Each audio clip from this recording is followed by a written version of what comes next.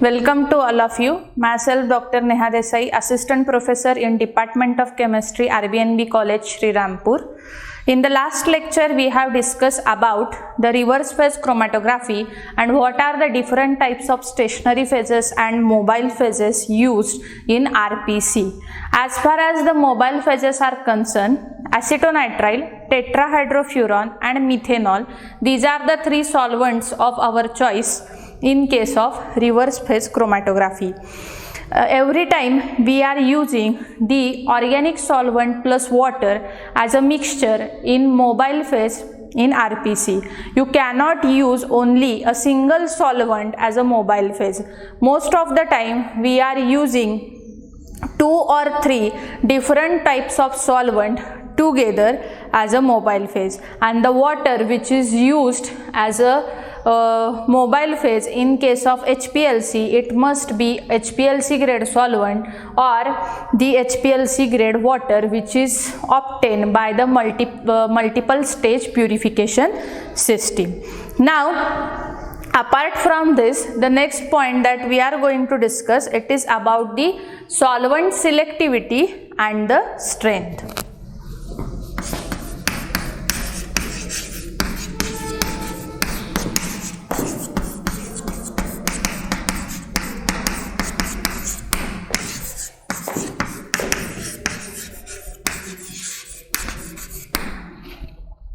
We have already discussed a selectivity triangle in HPLC method while we are discussing the adsorption chromatography.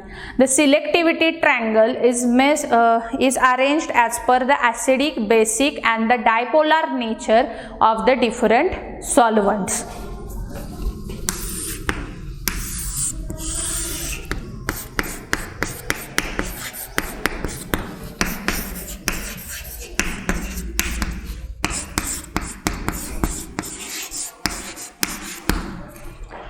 Now, as far as our point of interest is concerned, in case of reverse phase chromatography, we are interested in using 3 solvents, namely the methanol, tetrahydrofuran and acetonitrile.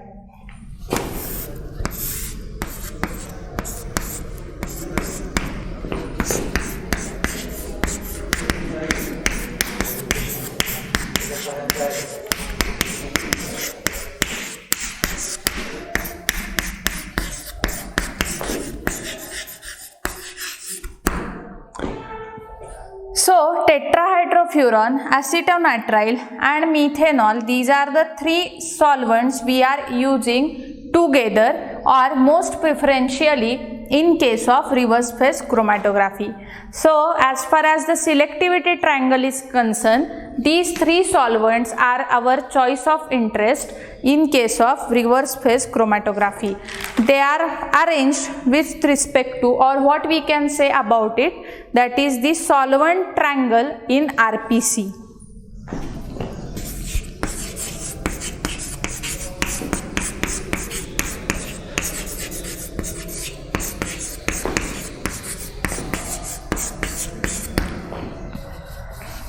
Okay, after discussing the solvent triangle in RPC, the next that we are interested in discussing the method development in reverse phase chromatography.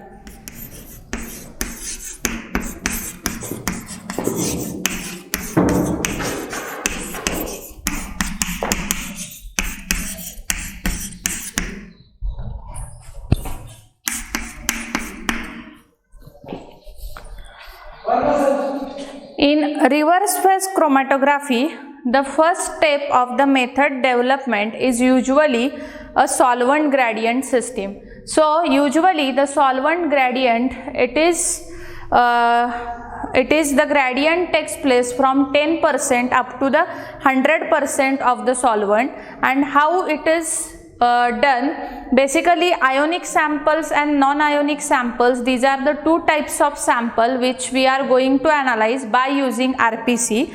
So, first we will see the proposal for the non-ionic samples.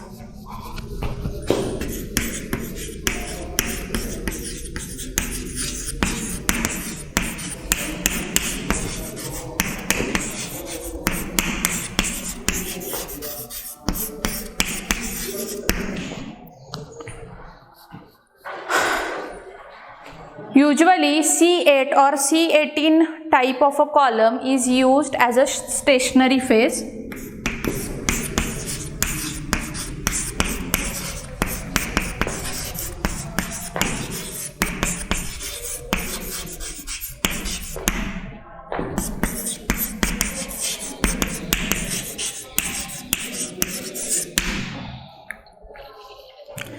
Now, water acetonitrile unbuffered solution, it is used as a mobile phase.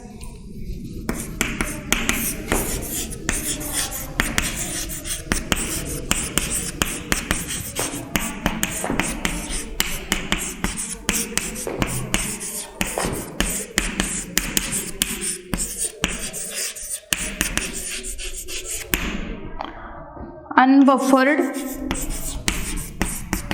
sample which is used as a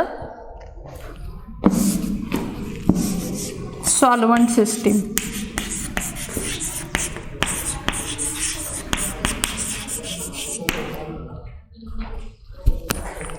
Then you have to adjust the amount of organic solvent or the percentage of the organic solvent in the gradient range from 1 to 10. So the third step is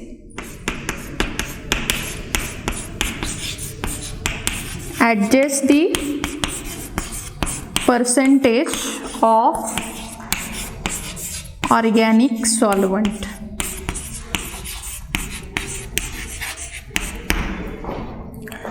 So adjust the percentage of the organic solvent. This is the third step. Now after this, the next is the if you will not obtain a proper separation or the proper selectivity, then what are the different parameters that you have to optimize? Firstly, you have to change the solvent.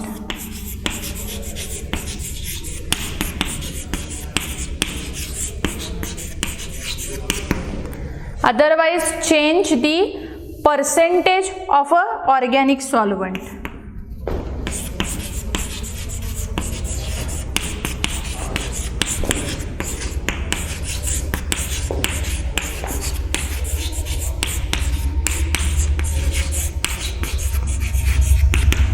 Then we have to change the stationary phase sometimes if you will not get a proper separation.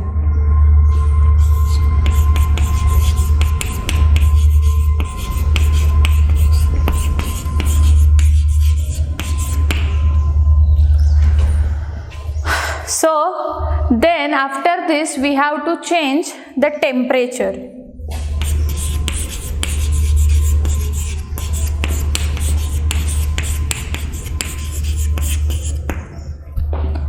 So all these are the sequence of steps which is done while using or while analyzing the non-ionic solvent.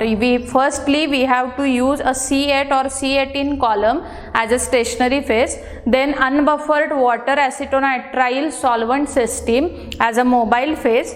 Then the third thing is we have to adjust the percentage of the organic solvent. After doing this, if so you have not obtained a proper separation, then to obtain a proper selectivity and a separation, you will change the solvent system, then you will change the stationary phase, or you have to change the temperature of the column. So all this is the case for the separation of the non-ionic sample, that is change in the temperature, change in the dimensions of the column. We have to also think about the particle size of the column. So all these are the optimization conditions for the analysis of the non-ionic compound. Now the next is the how you can analyze the ionic samples by using the reverse phase chromatography. So for ionic samples, again you have to use a C8 or C18 type of a column.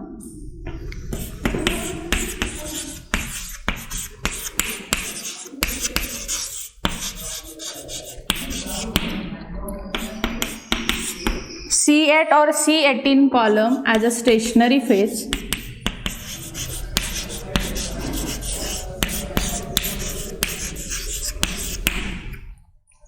Then next is you have to adjust the pH to the 2.5 condition by using the basic analytes.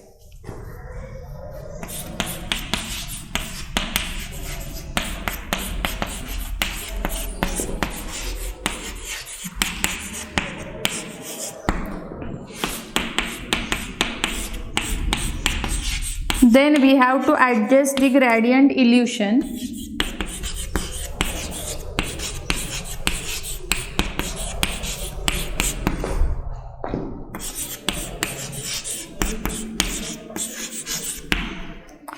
For the ionic samples, and if the separation is inadequate or proper separation and selectivity does not take place, then for the analysis of the ionic solvent, firstly you have to adjust the pH.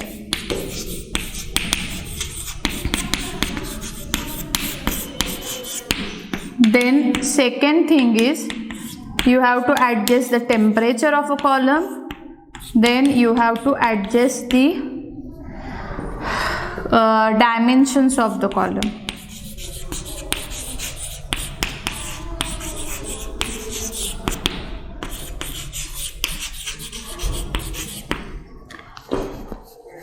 So this is about the method development in RPC. Now after studying this, that is the analysis of the ionic compounds as well as the non-ionic compounds by using the reverse phase chromatography, the next point that we will study, that is about what are the different applications of reverse phase chromatography.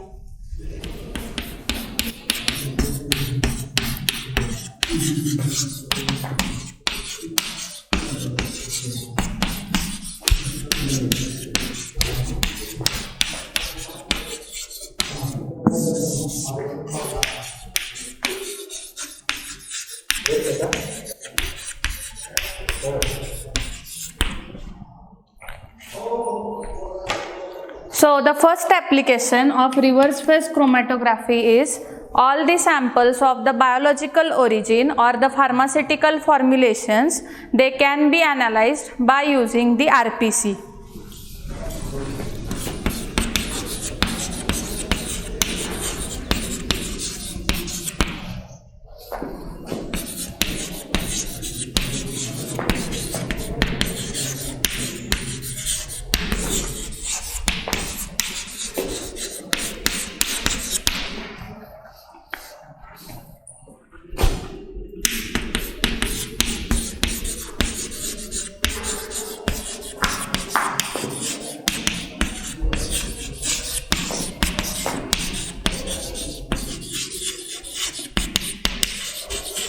So all the samples that are having a biological origin or the pharmaceutical formulations, they can be analyzed by using the reverse phase chromatography. Then caffeine determination can be done by using RPC.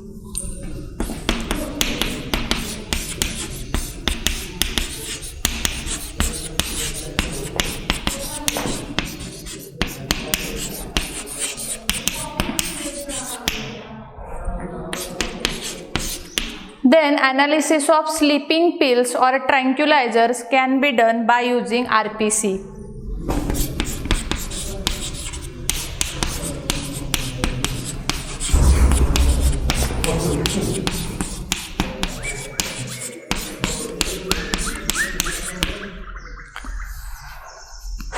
Now after this, the reverse phase chromatography, it has found an excellent and diverse range of applications in the field of biotechnology.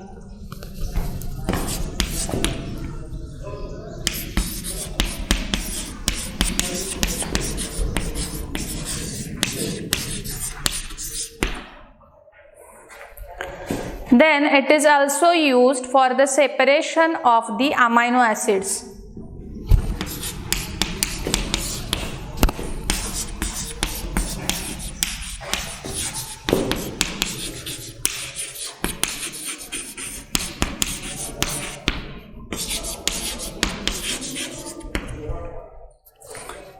Then it is also used for the analysis of mutant tissue type of a plasminogen activators, that is the different types of proteins can be analyzed by using RPC.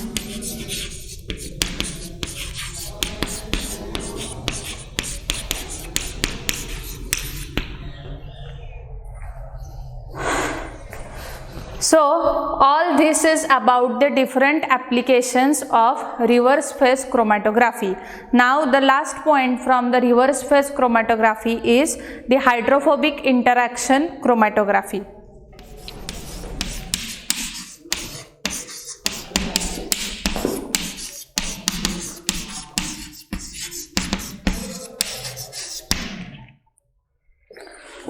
So in case of hydrophobic interaction chromatography, what we can say, as the reverse phase chromatography is known as the hydrophobic chromatography. The reverse phase chromatography, it is the case in which the stationary phase is the interaction between the sample and the stationary phase is so strong in case of reverse phase chromatography, and therefore whenever you are dealing with the reverse phase chromatography, the interaction between the stationary phase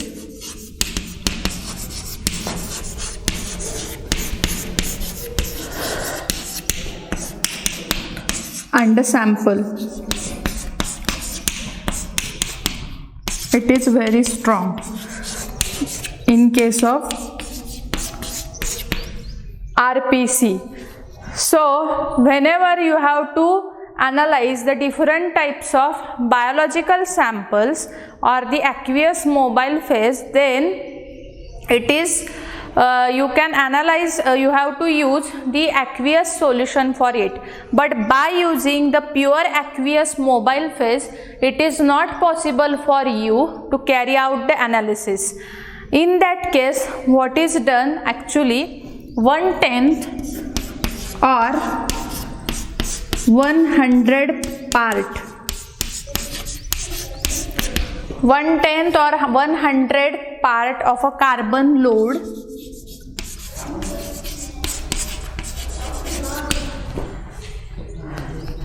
has been developed in case of reverse phase chromatography, and therefore this can be achieved by using the relatively small salt content, and you have to use here particularly the hydrophobic compounds for the hydrophobic interactions of the reverse phase chromatography. Hence here we have to use the material which is containing 1/10 or 100 part of a carbon load, and such a column has been developed to use as a stationary phase in case of RPC, and such column it will be helpful for the analysis of different types of the proteins, or particularly the substances from the biological origin where the pure aqueous mobile phase is needed, but using of pure aqueous phase is not a possible thing. Hence, for such a purpose, the hydrophobic interaction is developed. So here our second point from the HPLC method, that is reverse phase chromatography, ends. In the next chapter, we will begin with the bonded phase chromatography. Thank you.